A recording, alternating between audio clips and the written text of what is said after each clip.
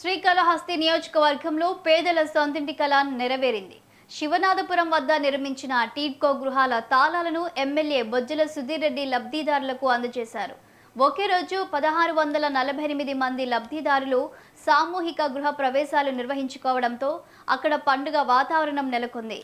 ప్రతి పేదవాడికి శాశ్వత గృహం ఉండాలన్న తన తండ్రి బొజ్జల గోపాలకృష్ణారెడ్డి చిరకాల వాంఛ నేటితో నెరవేరిందని ఎమ్మెల్యే సంతోషం వ్యక్తం చేశారు.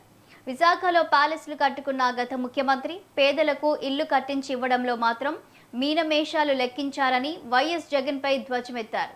కూటమి ప్రభుత్వం వచ్చిన 21 నెలల్లోనే 2 సార్లు భారీగా ఇళ్ల పంపిణీ చేశామని, గతేడాది నవంబర్లో 3 లక్షలు, ఇప్పుడు ఒకే రోజు 2.50 లక్షల మంది గృహ ప్రవేశాలు చేయడం ఒక చరిత్ర అని అన్నారు.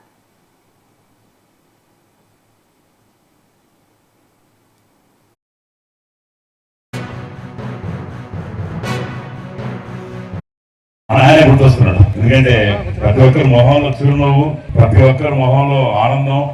2017 కళ నాన్నగారు బొజ్జల గోపాలకృష్ణారెడ్డి గారు వారి అప్పుడు ఉన్నప్పుడు బాగా గుర్తు. నేను నారాయణన్న అప్పుడు మంత్రి ఉండారు. తర్వాత నాన్నగారు కూడా అప్పుడు ఆరోగ్యం బాగాలేని పరిస్థితి ఉంది. అప్పుడు అందరూ వచ్చి టిట్కో ప్రారంభించి కొబ్బరికాయ కొట్టిన తర్వాత ఆ రోజు అన్నాడు, నాయన అరే నేను రేపు ఉంటానో ఉండనో తెలియదు, కానీ ఇది మాత్రం ప్రతి ఒక్క పేదవాడికి చెందాలి, ఎక్కడ కూడా దీంట్లో ఎటువంటి అవకతవకలు జరగకూడదు. అందరూ కూడా ఇల్లులు ఎవరైతే 50,000, 25,000, 5,000, లక్ష కట్టున్నారో ప్రతి ఒక్క పేదవాడికి ఈ ఇల్లు చెందాలి అని మాట ఇచ్చి అడిగాడు.